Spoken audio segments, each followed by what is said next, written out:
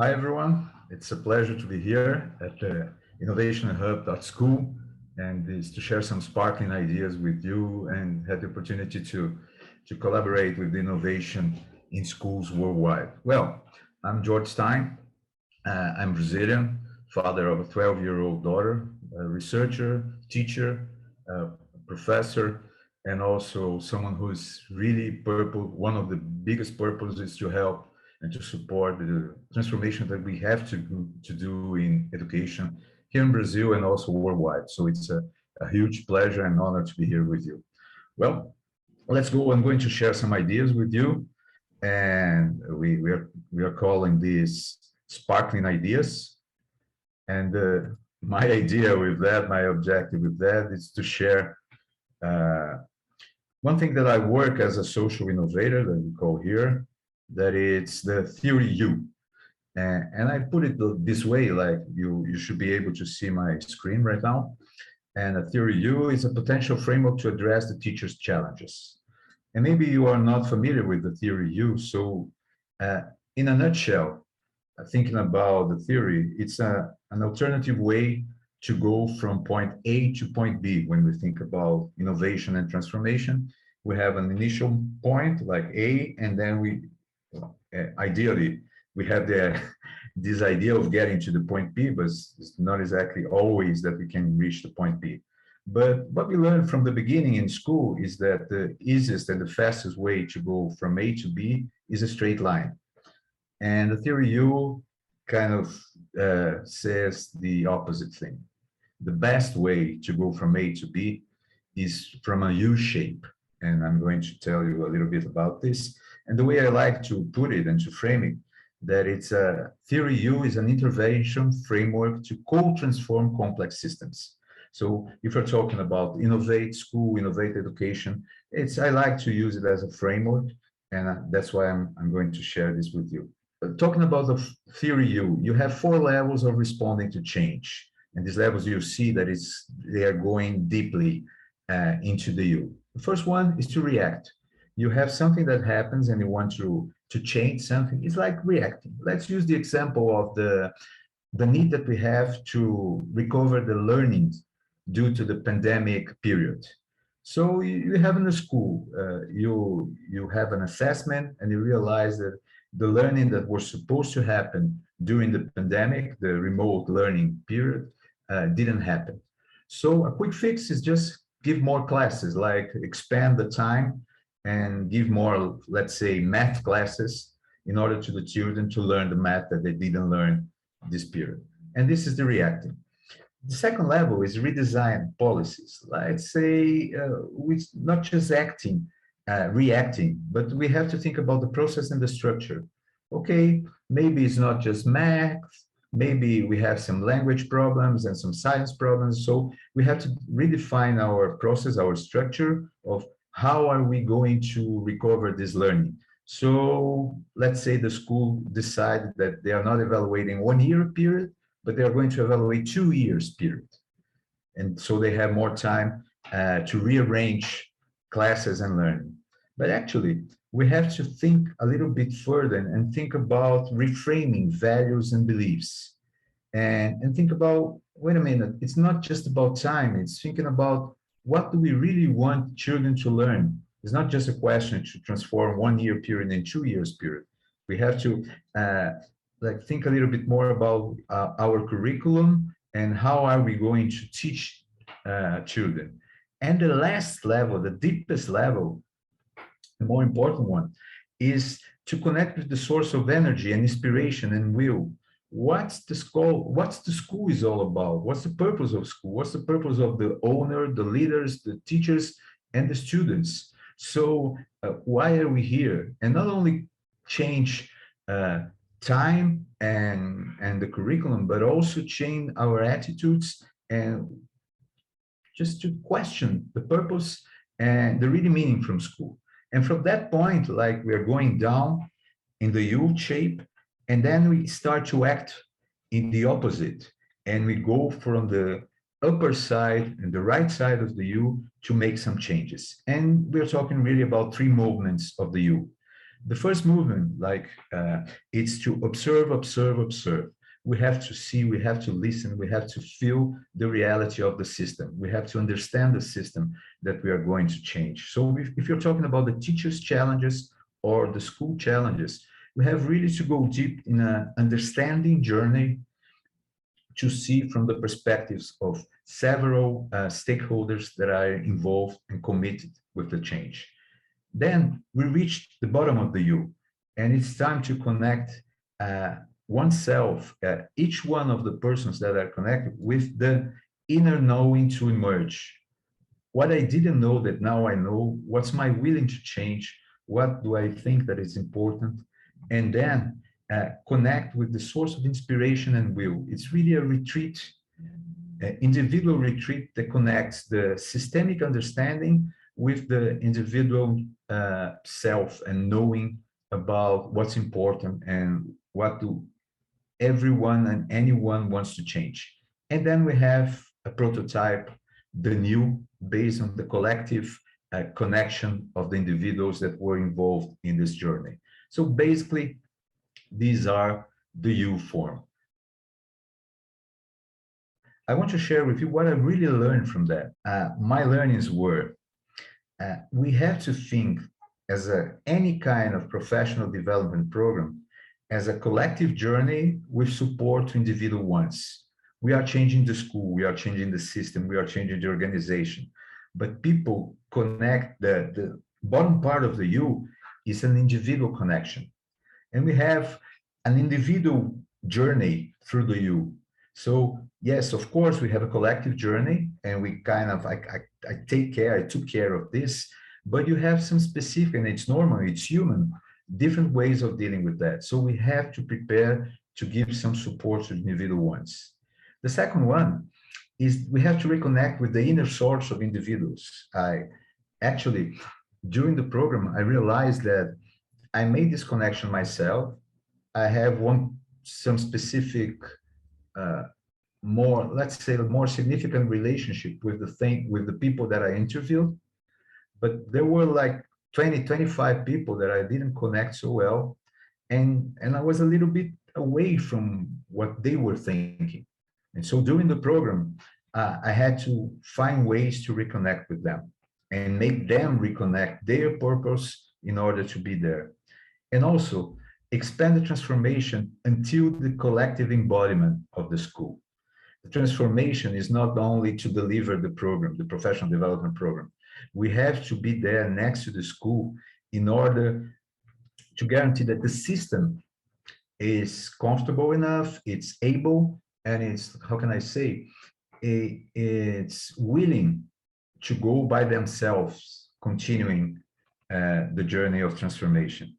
And so I decided to change the idea of the learnings, that we have the U shape, and then at the right part of the U going up, we have to be aware that we are going to need some smallest U shapes, like to understand the system, to collect with individuals of little groups of individuals, but we have to be prepared that the understanding that we have of the system going down at the left side of the U, it's not freeze.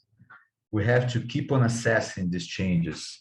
And this is very, very, very valuable. So my last thought is that when going from A to B through the U shape, and we have to think in a teacher development program that it's a professional development program for teachers and an innovation journey for the school. And so, of course, we plan from going from A to B. It's not a straight line. We're thinking about the U shape, but might almost sure that what might happen is that we might find that it is interesting to go to a different B, because we kept on understanding the system and changing the system from inside. We are changing the teachers' challenges, the way they address the challenge, and the way they think it's better way to address the challenge. So my main learning and the way I'm planning my professional development projects right now, is to plan to go for B and be open to find a new B using this kind of framework?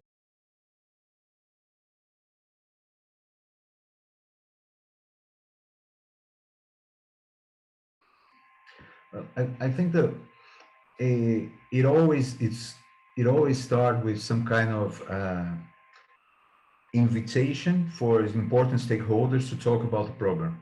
Mm-hmm. So if we're talking about the burnout, I think it's a good call to call teachers and leaderships and understand the burnout, why is it happening, the causes, and to have different perspectives on how can we deal with that. It shouldn't be something that someone from outside or someone from inside says that we have to do something about this and just have a top-down decision in order to do that.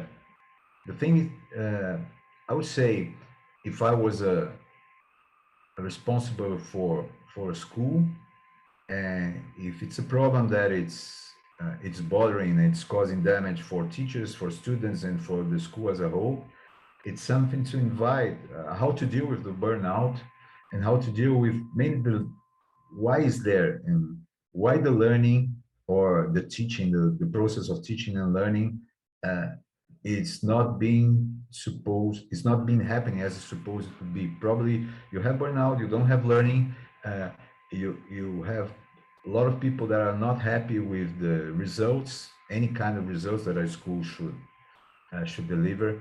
And so I will start with exactly thinking about the you, like an invitation to dialogue and to understand why is this happening, and what do we really want to happen?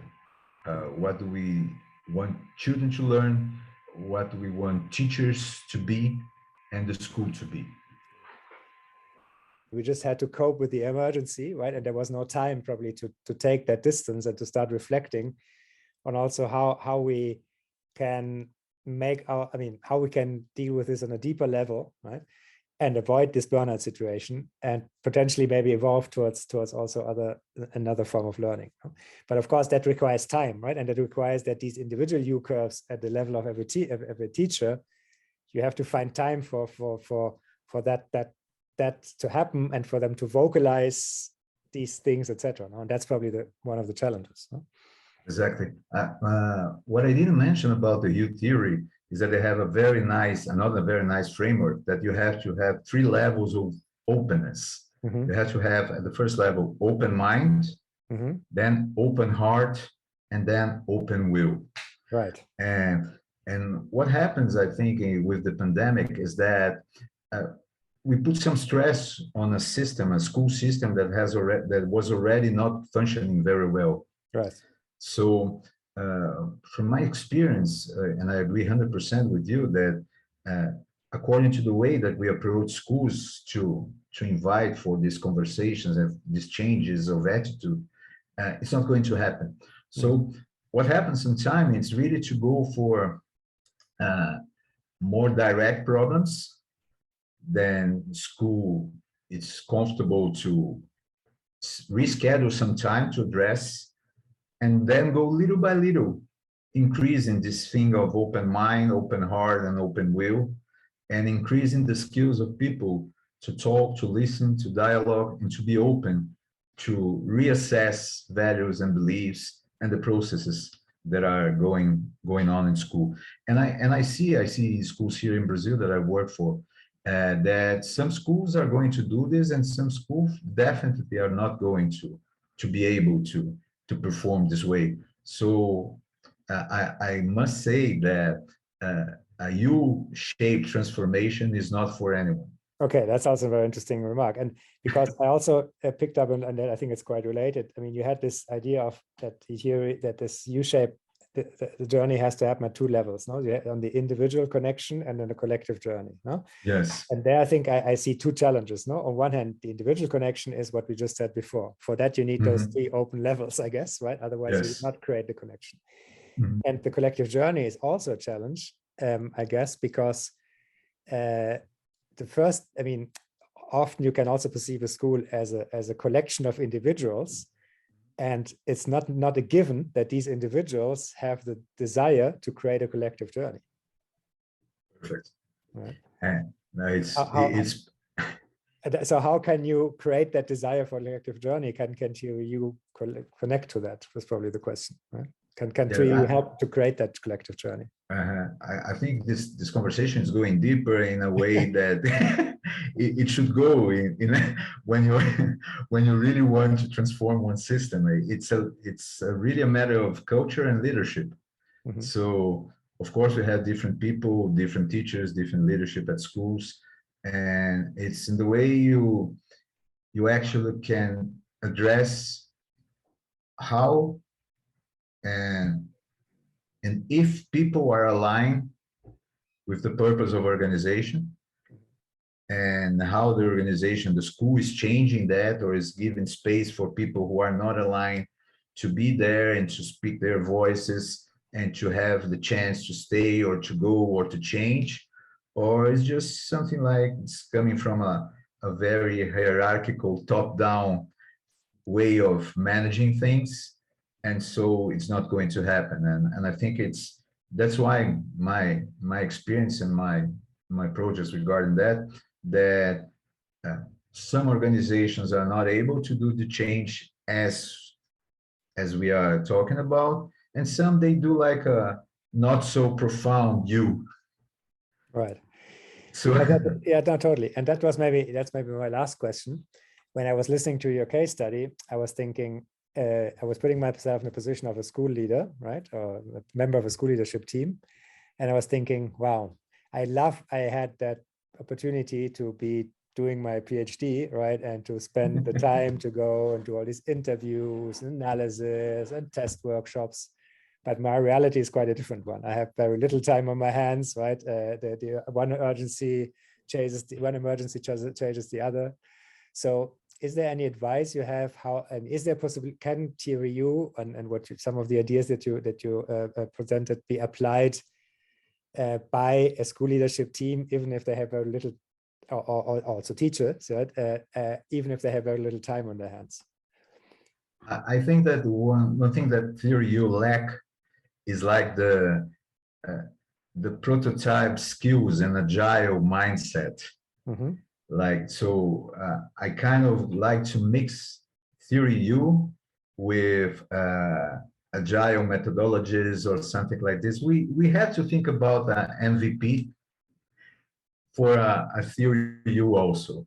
So if you are a leader of the school, let's talk about little use that we can start experimenting and can be with you and your direct collaborators, and start to prototype little things. Because another phrase that I didn't share with you, but the critical point of the you, it's the inner state of who's going to do the intervention. Mm-hmm. So we have to support and to give conditions for the people to experiment and to be comfortable to make these little journeys. And then I would say, if I would be involved on a daily basis on a school to transform, I would go from a easy way prototypes in order to enhance knowledge, skills, internal knowledge and skills for feeling comfortable, for listening, for dialogue, and start with the leadership and then teachers and then making a wave. Because if you have a school that is not ready, that don't have time, it's not going to happen to have a big transformation in a U form. Maybe you can have a big transformation top down, that you're going to make a big effort to like implement a new system or to change something with all the stress that we all already know. Or you can have both, like, let's not stop what the school is doing. It's not possible to change the key, to turn the key in one day, in 1 week or 1 month. So it's really a journey, and let's start with small transformation of the process of leadership, of professional development and change management, taking care of it. Fantastic. No, so it's a great, really one has to combine different mindsets here. And I think we can say that this is really what we're also trying to do in Innovation Hub, right? Which is exactly adding these if you say, these more agile principles, no, of prototyping and testing and just starting small, and maybe that your innovation journey slowly but surely increases. No? So yeah. And let me share just one more thing. I think that critical skills that we have, individual skills that I experienced and I saw in my work is that listening, communication, and dialogue. So from the beginning, like the left part of the you, to understand the system, to understand people that thinks differently that you think. So I think this is critical. So sometimes we start with listening skills or dialogue, or I have some friends and some partners here that have non-communication, non-violent communication skills. And so we start as a basic tool, a toolkit in order to start the transformation. Oh yeah, maybe a last thing. Do you have some tips for somebody who wants to try to understand this theory and its application to education better? Probably read your thesis. For sure. No. Let's go for but maybe I if you have have here. some tips, we can put them in the show notes. Yes. This is in Portuguese, but you have the very basic Theory U book. Right. You can go to more inspiration and deeper knowledge in TED, and making some search in Presencing Institute for more details on Theory U that we had just. And also one book that I like very much, and I work with them as an associate, is this Power and Love. Okay. From Aidan Kahane. And it's a kind of notebook. It's a 2010, I think. It's Power and Love, a theory and practice of social change. And here we have a lot of some basic skills that we need as a social innovators, and also to go through the Theory U framework. Whatever idea we come up with, whatever vision we come up with for our school, Theory U can probably help to start asking ourselves the question, now, how do we actually tackle this and make this happen in our school? Yes, and one thing that a lot of people ask myself is like, what's the difference between Theory U and design thinking? Now, if you go through the process of implementing some kind of workshops, and they are very similar somehow. But for me, is the connection with the inner connection with, and taking care of the individual. Like this is something that you don't have typically in design thinking, and this way of, it's not because we have a good idea and we understand the idea and we design together a prototype that we are in the same page and we are with the same energy. So I think this makes a lot of, and this openness of admit and deal with that, it's powerful. Perfect. Thank you so much, George. Thank you too. Bye-bye.